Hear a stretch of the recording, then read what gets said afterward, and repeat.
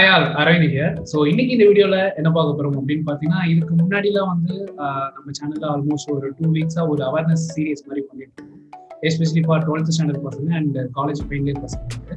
So இதுக்கு முன்னாடி வந்து பார்த்தீங்கன்னா, எம்எஸ் வந்து பிரான்ஸ்ல பண்ணுறதா இருந்தால் என்ன ப்ரொசீஜர், அண்ட் எம்எஸ் வந்து ஜெர்மனியில் பண்ணால் என்ன பண்ணுவோம், அண்ட் இதுக்கு முன்னாடி ஏர்ஃபோர்ஸில் என்ன மாதிரி ஜாப் ஆப்பர்ச்சுனிட்டிஸ் இருக்குது அப்படின்றப்ப வந்து நிறையா சீரியஸான வீடியோஸ்லாம் பார்த்துட்டு இருக்கீங்க.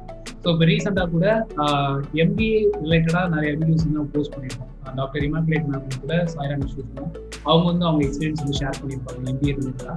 ஸோ அந்த வகையில் இன்னைக்கு வந்து பார்த்தீங்கன்னா நம்ம கூட கவின் அண்ணா இருக்காரு. ஸோ எம்பிஏ ஒரு சில படிப்புலாம் வந்து இந்த இடத்துல படிச்சாதான் கெத்து அப்படின்ற மாதிரி சில இதெல்லாம் நம்ம வந்து மனசுலேயே வச்சுருக்கோம். ஸோ அது மாதிரி எம்பிஏ அப்படின்னா ஐஏஎம்ல படித்தா ஒரு நல்ல ஒரு என்ன சொல்றது ஒரு ஃபியூச்சர் இருக்கு அப்படின்னு சொல்லிட்டு நம்மள நிறைய பேருக்கு தெரியும். ஸோ அந்த வகையில இன்னைக்கு கவின் அண்ணா வந்து என்ன எக்ஸ்பிளைன் பண்ண போறாங்க அப்படின்னு பார்த்தீங்கன்னா, கவின் அண்ணா வந்து ஐஏஎம்ல எம்பிஏ ஃபினிஷ் பண்ணுவாங்க. ஸோ அவங்கள பற்றி செல்ஃப் இன்ட்ரோ அண்ட் ஐஏஎம்ல எம்பிஏ படிச்சதுனால என்னென்ன ஜாப் ஆப்பர்ச்சுனிட்டிஸ் இருக்கு, அண்ட் ஐஏஎம்ல எம்பிஏ படிக்கிறதுனால என்னென்ன இதெல்லாம் விஷயங்கள்லாம் இருக்கு அப்படின்றத இதில் வந்து டிஸ்கஸ் பண்ணுவாங்க. ஸோ வெல்கம் கவின் அண்ணா. தேங்க்ஸ். ஓகேண்ணா, உங்களை பற்றி ஒரு செல்ஃப் இன்ட்ரோ, எம்பிஏ படிக்கிறதுக்கு என்ன காரணம், யூஜி பிஜி எங்கே பண்ணீங்க, ஸோ அது மாதிரி ஒரு செல்ஃப் இன்ட்ரோ வந்து போயிட்டு. ஃபைன். ஸோ நான் சென்னையில் தான் born and brought up. 12th முடிச்சுட்டு அதுக்கப்புறம் டைரெக்டாக காலேஜ் ஆஃப் இன்ஜினியரிங் கிட்டியில் மெக்கானிக்கல் இன்ஜினியரிங் பண்ணேன். ஏன் மெக்கானிக்கல் இன்ஜினியரிங் பண்ணேன்னா, என்னோட கசின் பிரதர் மெக்கானிக்கல் இன்ஜினியரிங் பண்ணிட்டு இருந்தார். அதுதான் இன்ஸ்பிரேஷன், வேறு எதுவுமே இல்லை. அது முடிச்சுட்டதுக்கப்புறம் ஒரு ஸ்டார்ட் அப்பில் என் ஃப்ரெண்ட்ஸ் கூட ஒரு 1 year ட்ரை பண்ணேன். பெருசாக திங்ஸ் வந்து ஒர்க் அவுட் ஆகலை. அதனால அதை குவிட் பண்ணிவிட்டு டெய்மில் இருந்த கமர்ஷியல் வெஹிக்கிள்ஸில் ஒரு 2 years ஒர்க் பண்ணேன். ஒர்க் பண்ணிட்டு இருக்கும்போது எண்ட் ஆஃப் 1 year 1.5 years வந்து ஒரு மாதிரி லைக் செல்ஃப் ரியலைசேஷன் மோட்ல போகும்போது ஜஸ்ட் யோசனை பண்ணது என்னன்னா, இதுக்கப்புறம் என்ன, எப்படி நம்ம கரியரை டெவலப் பண்ணலாம் அப்படின்னு யோசிக்கும் போது ஆப்வியஸ் சாய்ஸாக எனக்கு வந்து ஒரு எம்பிஏ பண்ணது. ஏன்னா வந்து மெக்கானிக்கலில் நான் படிச்சிருந்தாலுமே கூட அந்த பாத்தில் வந்து எனக்கு டெக்னிக்கலாக வந்து ரொம்ப ஸ்ட்ராங்காக போகணும் அப்படின்ற ஒரு இன்டென்ஷன் இல்லாததுனால ஆப்வியஸ்லி ஒரு எம்பிஏ வந்து இதுவாக இருந்துச்சு. அண்ட் டைமில் நான் ஒர்க் பண்ணிட்டு இருக்கும்போது சரி, என்னோட ஸ்டார்ட் அப் எக்ஸ்பீரியன்ஸ் இருக்கும்போதும் சரி, பிஸ்னஸ் ஆங்கிள் நிறைய பிடிச்சிருந்துச்சு பண்ணுறதுக்கு. ஸோ அதனால ஆப்வியஸ்லி எம்பிஏ பண்ணலாம்னு சொல்லிட்டு எண்ட் ஆஃப் ஃபர்ஸ்ட் இயர் இந்த டைமில் கேட் ப்ரிப்பரேஷன் ஸ்டார்ட் பண்ணலாம் அப்படின்னு சொல்லிட்டு நான் வந்து 2014 பிகினிங் ஒரு ஜனவரி பிப்ரவரி டைமில் வந்து கேட் ப்ரிப்பரேஷன் ஸ்டார்ட் பண்ணேன். கேட் ப்ரிப்பரேஷன் ஸ்டார்ட் பண்ணது ஆப்வியஸ்லி வந்து செல்ஃபாகவும் ப்ரிப்பேர் பண்ணலாம், ப்ளஸ் கோச்சிங் சென்டர்ஸும் போகலாம். நான் வந்து தாம்பரம் கரையில் வந்து ஜாயின் பண்ணேன். ஒன்லி ஃபார் வீக்கெண்ட்ஸ் மட்டும் ஒரு மாதிரி ஒரு 1 or 2 hour கிளாஸ் அட்டெண்ட் பண்ணேன். ஸோ தட் கான்செப்ட்ஸ்லாம் கிளியராக புரியுதா, சின்ன சின்ன ட்ரிக்ஸ்லாம் இருக்கா அப்படின்றதுக்காக அந்த விஷயத்துக்காக அந்த வீக்கெண்ட்ஸ் மட்டும் 1-2 hours கிளாஸ் போவேன். மற்ற டைம் லைக் டெய்லி ப்ரிப்பேர் பண்ணுறது தான். ஃபர்ஸ்ட் அட்டெம்ப்ட்ல தான் கிளியர் பண்ணேன். கிளியர் பண்ணிட்டு 14th கிளியர் பண்ணேன். 15th ஐஎம் அஹமதாபாத் ஜாயின் பண்ணேன். 17th பாஸ் அவுட் ஆனேன். தென் ஐஎம் முடிச்சுட்டு மஹேந்திராவில் ஸ்ட்ராட்டஜியில் ஒர்க் பண்ணேன். தென் இப்போ வந்து ஊபரில் ஒர்க் பண்ணிருக்கேன். ஸோ உங்களுக்கே அந்த எம்பிஏ படிக்கணும் அப்படின்ற ஒரு தாட் வந்தது, அண்ட் ஏன் குறிப்பிட்டா அந்த ஐஏஎம்ல பண்ணணும் அப்படின்னு சொல்லிச்சு? ஏன்னா இப்போ எம்பிஏ வந்து அண்ணா யூனிவர்சிட்டியும் இருக்கு, மற்ற ப்ரைவேட் இன்ஸ்டியூட்லேயும் இருக்கு. ஏன் குறிப்பா ஐஏஎம்ல டார்கெட் பண்ணுங்க? ரெண்டு விஷயம் அது. ஒன்று வந்து ஏன் எம்பிஏ அப்படின்னு கேட்டோம்னா வெரி சிம்பிள். ஸோ இன்ஜினியரிங் முடித்தேன். இன்ஜினியரிங் முடிச்சதுக்கப்புறம் 2 சாய்ஸ். ஒன்று ஆப்வியஸ்லி எம்எஸ் பண்ணுறது, ஐஏஎஸ் ஸ்டடிஸ் பண்ணணும், கரியரை ஃபாஸ்ட் ட்ராக் பண்ணணும் அப்படின்னா ஒன்று எம்எஸ் பண்ணுறது, ஆர் வந்து எம்பிஏ பண்ணுறது. எம்எஸ் பண்ணோன்னா நான் படிச்ச இன்ஜினியரிங் ஸ்ட்ரீமில் எனக்கு இன்னும் ஸ்ட்ராங்காக அஃபிலியேஷன் இருக்கணும், இன்னும் அது ரொம்ப பிடிச்சிருக்கணும், இல்லை ஏதாவது ஸ்பெஷலைசேஷனில் இது பண்ணணும் அப்படின்ற ஒரு இன்ட்ரெஸ்ட். அந்த மாதிரி எனக்கு எதுவுமே இல்லை. பிடிச்சிருந்தது படித்தேன். நான் மெக்கானிக்கல் இன்ஜினியரிங் பிடிக்கல அப்படின்லாம் சொல்ல மாட்டேன், பிடிச்சிருந்துச்சு. பட் அதை நான் ஸ்ட்ராங்காக ஃபோக்கஸ் பண்ணி அதில் நான் கரியர் பில்ட் பண்ணுறதுக்கு எனக்கு ரொம்ப அஃபிலியேஷன் கம்மியாக இருந்துச்சு, அவ்வளோதான் சொல்லுவேன். பிடிக்கலன்னு சொல்ல மாட்டேன். பட் நான் அந்த 1 year வந்து நாங்கள் ஸ்டார்ட் அப்பில் ட்ரை பண்ணதாலும் சரி, நான் டெய்மில் ஒர்க் பண்ணிட்டு இருக்கும்போது மெக்கானிக்கல் இன்ஜினியரிங் இருந்தாலும் கம்பெனியும் வந்து ஆட்டோமொபைல் கம்பெனியாக இருந்தாலுமே நான் வந்து மோர் பிஸ்னஸ் ஆங்கிள் ஒர்க் பண்ணிருந்தேன். காஸ்டிங், ப்ராஜெக்ட் காஸ்டிங், அந்த மாதிரி இன்னும் பிஸ்னஸ் ஆங்கிள் ஒர்க் பண்ணிட்டு அது ரொம்ப பிடிச்சிருந்துச்சு. ஸோ ஆப்வியஸ்லி அது பார்த்தேன். ப்ளஸ் அது இல்லாமல் வந்து நிறைய படிக்கும் போதும் சரி, என்னோட மேனேஜர்ஸ் அவங்களோட மேனேஜர் என்ன பண்ணியிருக்காங்க அப்படின்னு பார்க்கும்போது சரி, ஆப்வியஸ்லி எம்பிஏன்றது ஒன்று ஈஸியாக இருந்துச்சு. என்னோட அஃபிலியேஷன் வந்து ரொம்ப அதிகமாக இருந்துச்சு. அதனால எம்பிஏ பண்ணணும்ட்டு இஷ்டப்பட்டேன். That's first thing. Second thing obviously பண்ணணும்னு முடிவு எடுத்துரும் எது பெஸ்ட் அப்படின்னு பார்த்தா ஆப்வியஸ்லி ஐஎம்ஸ் தான் பெஸ்ட். ஐஎம்ஸ்லையும் எது டாப் மோஸ்ட் அப்படின்னு என்ன கேட்டிங்கன்னா அஹமதாபாத் தான் டாப் மோஸ்ட். ஸோ அதுதான் எய்ம் பண்ணேன். ஃபார்ச்சுனேட்லி பை காட்ஸ் கிரேஸ் அது கிடைச்சது, அதனால அப்படியே ப்ரொசீட் பண்ணேன். சூப்பர்.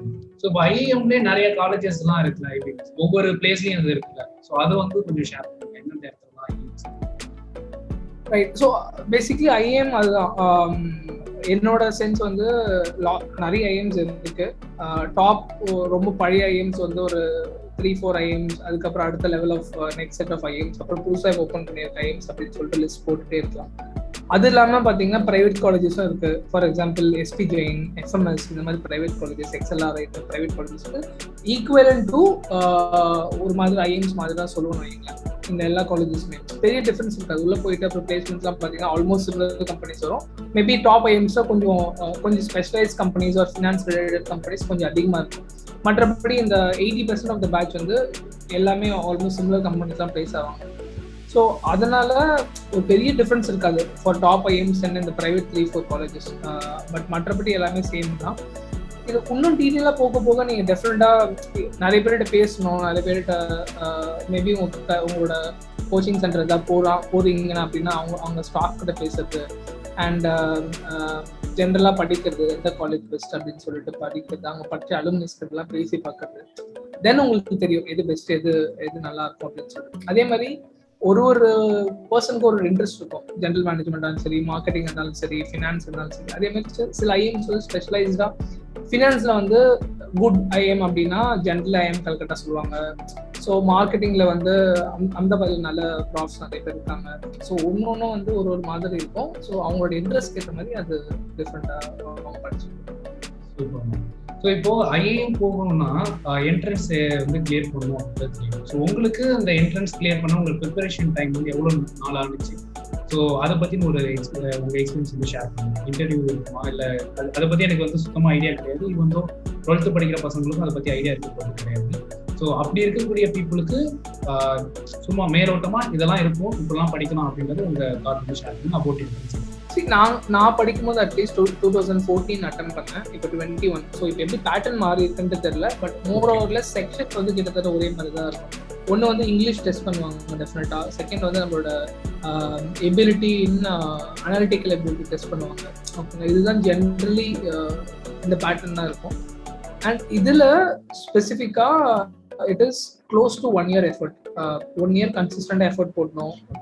எஃபர்ட் போட்டு நம்ம ப்ராக்டிஸ் பண்ணிட்டு இருந்தோம்னா 1 year வந்து கம்ஃபர்டபுள் எஃபர்ட் அண்ட் டெடிக்கேட்டடாக இந்த எஃபர்ட் போட்டோம் அப்படின்னா we can definitely clear.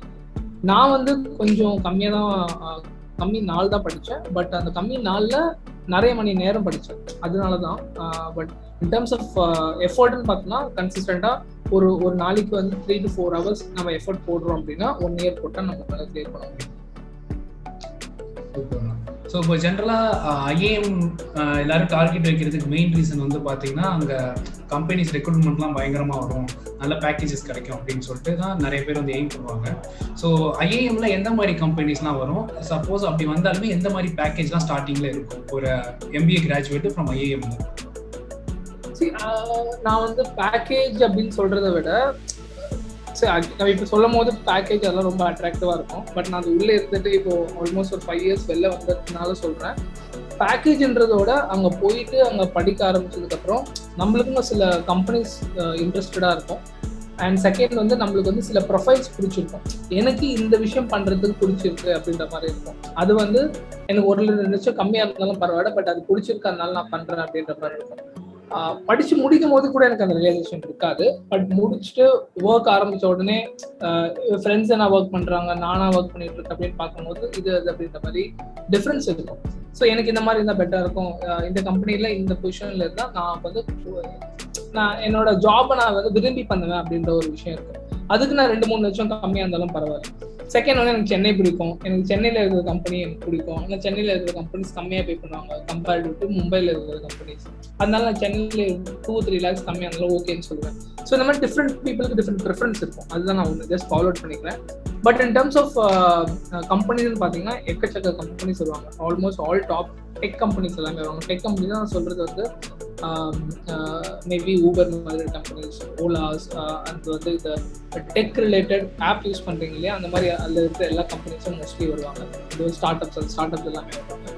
அது இல்லாமல் வந்து கன்சல்டிங் கம்பெனிஸ் வருவாங்க, ஃபினான்ஸ் கம்பெனிஸ் வருவாங்க, இந்த எஃப்எம்சிஜி கம்பெனிஸ் வருவாங்க, HUL, PNG மாதிரி பெரிய பெரிய எஃப்எம்சிஜி கம்பெனிஸ் வருவாங்க. இதெல்லாம் இல்லாமல் general management company, Tata, Reliance, அதுக்கப்புறம் வந்து மஹேந்திரா, இந்த மாதிரி வந்து ஜென்ரல் மேனேஜ்மெண்ட் கம்பெனிஸ் வருவாங்க. ஸோ இந்த மாதிரி ஆல்மோஸ்ட் எல்லா கம்பெனியும் வருவாங்க.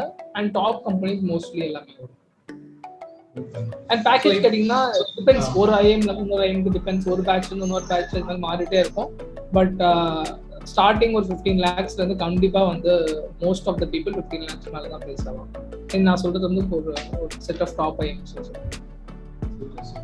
ஸோ இப்போ ஐஏஎம்ல படிக்கணும் அப்படின்னா இப்போ அதுக்குள்ள ஃபீஸ் ஸ்ட்ரக்சர்லாம் எப்படின்னா இருக்கும்? ஃபீஸ் ஸ்ட்ரக்சர் அண்ட் செமஸ்டர் வைஸ்லாம் எப்படி இருக்கும்? இப்போ ஃப்ரெண்ட்ஸ்லாம் நிறைய பேர் எம்எஸ் அங்கே வெளிநாட்டில் படிக்கிறாங்க அப்படின்னா அவங்களோட டீச்சிங் மெத்தடே வேறு இருக்கும், செமஸ்டர் பேட்டர்ன் வேறு இருக்கும், ஃபீஸ் ஸ்ட்ரக்சர் இவ்வளோ இருக்கும் அப்படின்னு நம்ம டிஃபைன் பண்ண முடியல.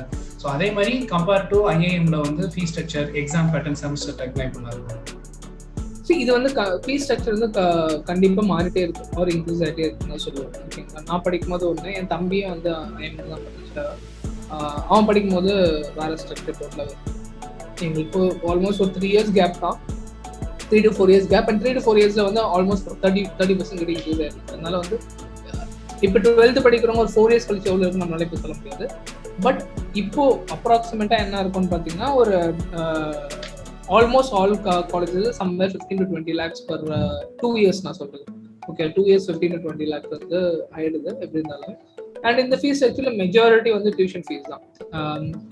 ஹாஸ்டலில் எப்படி இருந்தாலும் எல்லாருக்குமே வந்து உள்ளதான், யாருக்கு எல்லாமே ரெசிடென்ஷியல் ப்ரோக்ராம் தான் மோஸ்ட் ஆஃப் தி ஐஎம்ஸ், அதனால எல்லாருமே உள்ளதாக இருக்காங்க டாப்பில், இல்லை டாப் காலேஜஸ் எல்லாமே. ஸோ எல்லாமே இன்க்ளூசிவ் ஃபுட்டு, அதுக்கப்புறம் வந்து ஹாஸ்டல் ஃபீஸு, அதுக்கப்புறம் வந்து டியூஷன் ஃபீஸ் எல்லாமே சேர்த்து க்ளோஸ் டு ஒரு 15 to 20 lakhs டிபெண்டிங் ஆன் எந்த காலேஜ் ஆர்டர் பண்ணுறது அந்த மாதிரி பேர். அண்ட் செமஸ்டர் மாதிரி கேட்டிங்கன்னா, நம்ம காலேஜஸ் எல்லாம் இன்ஜினியரிங்கில் 2 செமஸ்டர். இங்கே வந்து எப்படின்னா, இங்கே வந்து ட்ரைமிஸ்டர்னு சொல்லுவோம், 3 ட்ரைமிஸ்டர் ஒரு வருஷத்துக்கு. ஸோ 1 yearக்கு 3 ட்ரைமிஸ்டர், 2 வருஷம் படிப்போம். ஸோ 6 ட்ரைமிஸ்டர் போடுறாங்க. ஓகே. ஸோ இப்போது நிறைய பேர் வந்து பேசிக்காக அந்த ஆர்ட்ஸ்லாம் படிச்சுட்டு எம்பிஏ படிப்பாங்க, சில பேர் வந்து நம்மள மாதிரி இன்ஜினியரிங் முடிச்சுட்டு எம்பிஏ படிப்பாங்க. ஸோ இப்போ ஐஏஎம் போகணும் அப்படின்னா அது எந்த செட் ஆஃப் பீப்புள்ஸ் வேணாலும் போகலாமா? இன்ஜினியரிங் முடிச்சவங்களும் ஐஏஎம் போகலாம், இல்லை ஆர்ட்ஸ் முடிச்சுட்டு ஐஏஎம் போகலாமா? யார் வேணால் போகலாம். ஸோ பேசிக்லி ஒரு யூஜி முடிச்சிருக்கோம், அது வந்து ஃபர்ஸ்ட் க்ரைட்டீரியா. அது முடிச்சுட்டு வந்து நீங்கள் கேட் எக்ஸாம் ஒண்டி தான் ஐஏஎம் பண்ண முடியும்னு இல்லை. பை த வே கேட் இருக்குது, எக்ஸ்எல்ஆர்ஐயில் ஒரு எக்ஸாம் இருக்கும், அதுக்கப்புறம் வந்து கேட் மாதிரி ஒரு 3-4 எக்ஸாம்ஸ் இருக்குது. ஸோ அது நீங்கள் உள்ளே போகும்போது இன்னும் மேபி டீப்ளை பண்ணும்போது உங்களுக்கு புரியும்னு வச்சுருக்காங்க. ஸோ இதுலேருந்து அது வந்து ப்ரைவேட் காலேஜஸ் அவங்க எக்ஸாம் வச்சுருப்பாங்க. ஸோ பட் மெஜாரிட்டி ஒரு பெரிய எக்ஸாம் அப்படின்னு பார்த்தீங்கன்னா கேட் எக்ஸாம். எப்படி வந்து இப்போ ஐஐடிஸ்க்கெல்லாம் வந்து ஜேடி சொல்கிறாங்களோ அந்த மாதிரி எம்பிஎஸ்க்கெல்லாம் கேட் எக்ஸாம். இது முடிச்சுட்டு எம்பிஏ வந்து ஜாயின் பண்ணலாம். ஸோ ஒரு இன்ஜினியரிங் ஆர் ஒரு UG, any UG degree 3 years + UG degree, 3 years or grade in 3 years + அந்த யூஜி டிகிரி ப்ளஸ் அதுக்கப்புறம் கேட் கொடுக்கணும்.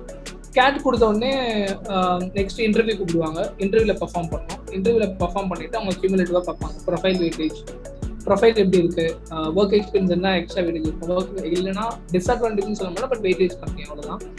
அது யூஜியில் எப்படி பெர்ஃபார்ம் பண்ணியிருக்காங்க, 12th எப்படி பெர்ஃபார்ம் பண்ணியிருக்காங்க, 10th எப்படி பெர்ஃபார்ம் பண்ணியிருக்காங்க, அதுக்கப்புறம் வந்து காலேஜில் எப்படி பெர்ஃபார்ம் பண்ணியிருக்காங்க, கேட் எக்ஸாமில் எப்படி பெர்ஃபார்ம் பண்ணியிருக்காங்க, இன்டர்வியூவில் எப்படி பெர்ஃபார்ம் பண்ணியிருக்காங்க அப்படின்னு போட்டு கியூமுலேட்டிவாக ஒரு ஸ்கோர் ஒரு காலேஜும் எடுக்கும்.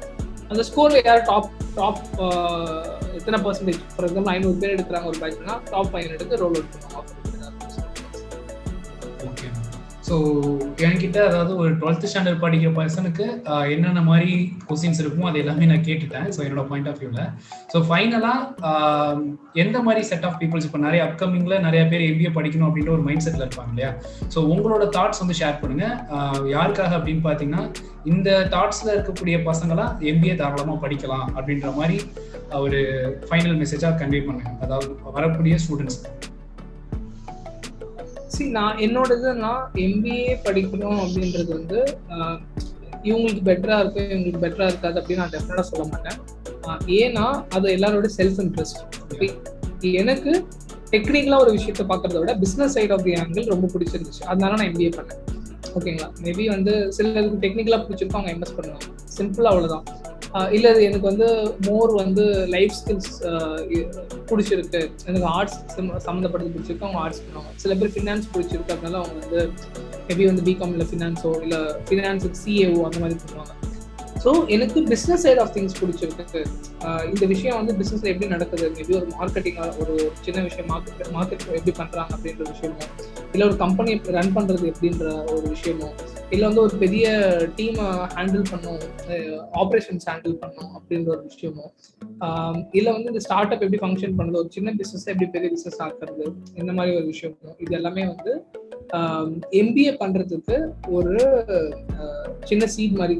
ஸோ இந்த விஷயம் எனக்கு பிடிச்சிருந்துச்சுன்னா ஜென்ரலி வந்து எம்பிஏ பண்ணால் இந்த விஷயத்தை சுற்றி தான் நம்மளுக்கு வந்து அந்த 2 இயர்ஸும் கற்றுக் கொடுக்க போகிறாங்க. அந்த 2 years just staff plus student relationship இல்லாமல் நம்ம பியர்ஸ் கூட படிப்போம், நம்ம ஃப்ரெண்ட்ஸ் கூட படிப்போம், குரூப் டிஸ்கஷன்ஸ் நிறைய இருக்கும், நிறைய அசைன்மெண்ட்ஸ் பண்ணுவோம். அதெல்லாம் தான் ஆக்சுவல் லேர்னிங்ஸு. அதெல்லாம் முடிச்சுட்டு வரும்போது ஆப்வியஸ்லி நம்மளுக்கு வந்து கொஞ்சம் ஒரு தாட்டும் கொஞ்சம் டிஃப்ரெண்ட்டாக இருக்கும். ஸோ அதனால பிஸ்னஸ் சைட் ஆஃப் திங்ஸ் பிடிக்கிறவங்க டெஃபினெட்லி வந்து இதில் இன்ட்ரெஸ்ட் வந்து ஷுவராக இருக்கும், நேச்சுரல் இன்ட்ரெஸ்டாக இருக்கும். சில பேருக்கு மேக்ஸ் பிடிக்கும், சில பேருக்கு சயின்ஸ் பிடிக்கும், சில பேருக்கு லாங்குவேஜ் ஆர் இங்கிலீஷ் பிடிக்கும். கரெக்டாக அந்த மாதிரி பிஸ்னஸ் சைட் ஆஃப் திங்ஸ் யாருக்கு பிடிச்சிருக்கோ அவங்களுக்கு எம்பிஏ ஒரு டெஃபினட்டான ஒரு சாய்ஸ். அண்ட் ஸ்டார்ட் அப் பண்ணணும் அப்படின்னு பார்க்குறவங்க மேபி நான் இம்மிடியட்டாக பண்ணணும்னு எனக்கு இஷ்டம் இல்லை, நான் என்னோட 30s பண்ணணும், பட் அதுக்கு முன்னாடி எனக்கு எக்ஸ்பீரியன்ஸ் கெயின் பண்ணணும் அப்படின்னு பார்க்குறவங்க ஒரு நல்ல ஆப்ஷன். ஓகேண்ணா, ஸோ தேங்க்யூண்ணா, thank you so much. I hope ஒன்றுமே தெரியாத ஒரு பர்சன் ரிகார்டிங் ஒரு ஐஏஎம் பற்றின ஒரு இன்ஃபர்மேஷன் வந்து இந்த வீடியோவில் கண்டிப்பாக நீங்கள் ப்ரொவைட் பண்ணியிருப்பீங்க. So I hope. ஸோ தேங்க்யூண்ணா, thank you so much for sharing this information. Thanks. So I hope இந்த ஒரு வீடியோ மூலியமா ஒரு 12th ஸ்டாண்டர்ட் படிக்கிற பசங்களாக இருக்கட்டும் சரி, இல்லை காலேஜ் ஃபைனல் இயர் படிக்கிற பசங்களாக இருக்கட்டும் சரி, எம்பிஏ ஐஏஎம்ல பண்ணுறதுக்கு என்னென்ன ப்ரொசீஜர், அது ஃபீஸ் ஸ்ட்ரக்சர் எப்படி இருக்கும், அண்ட் என்னென்ன மாதிரி கம்பெனிலாம் வந்து ஜாப் ஆப்பர்ச்சுனிட்டி ப்ரொவைட் பண்ணுறாங்க அப்படின்றத மொத்த டீட்டெயில்ஸுமே இந்த வீடியோவில் பார்த்துருப்பீங்க அப்படின்னு நம்புகிறேன். ஸோ இது மாதிரி வேறு ஏதாவது ஒரு அவேர்னஸ் வீடியோ லைக் வேறு ஏதாவது ஒரு ஃபீல்டில் எக்ஸ்பர்டிஸாக இருக்கக்கூடிய பர்சன்ஸோட ஸோ ஒரு இன்டர்வியூ சீக்கிரமாக பார்க்கலாம். ஸோ அதுவரையும் உங்களுடைய விடைபெறுவது உங்கள் Aravindan. So thank you so much. இந்த ஒரு இன்ஃபர்மேஷன் என் மாமா பையனோ இல்லை எங்கள் அத்தை பையனோ இல்லை என் ஃப்ரெண்டு ஒருத்தன் வந்து ஐஏஎம்க்கு வந்து ட்ரை பண்ணிட்டு இருக்கான் அப்படின்னா தாராளமாக அந்த வீடியோ வந்து ஷேர் பண்ணுங்கள். ஸோ கண்டிப்பாக இந்த இன்ஃபோ வந்து அவங்களுக்கு ரொம்ப யூஸ்ஃபுல்லாக இருக்கும். அண்ட் நிறைய 12th ஸ்டாண்டர்ட் படிக்கிற பசங்க, ஸோ அவங்களாம் வந்து எம்பிஏ படிக்கலாமா வேணாமா, இல்லை பேரண்ட்ஸ் நிறைய பேர் வந்து பிஸ்னஸில் இருப்பாங்க, பையனை வந்து எம்பிஏ படிக்க வைக்கலாமா வேணாமா அப்படின்ட்டு நிறைய பேர் கொஞ்சம் கன்ஃபியூஷன்ல இருப்பாங்க. ஸோ அந்த மாதிரி இருக்கக்கூடிய பீப்புள்ஸ்க்கு வந்து இந்த வீடியோ வந்து ஷேர் பண்ணுங்க. ஸோ இந்த வீடியோ மூலியமா ஏதாவது ஒரு நாலேஜ் வந்து கெயின் பண்ணியிருப்பாங்க அப்படின்ற நம்பிக்கையோட ஸோ இந்த வீடியோ எப்படியே முடிக்கிறோம். ஸோ கூடிய சீக்கிரத்தில் வேற ஒரு பர்சனோட வேற ஒரு இன்டர்வியூ பார்க்கணும். அது வரையும் முடிக்கிறது உங்கள் அறிவுங்க. So thank you so much.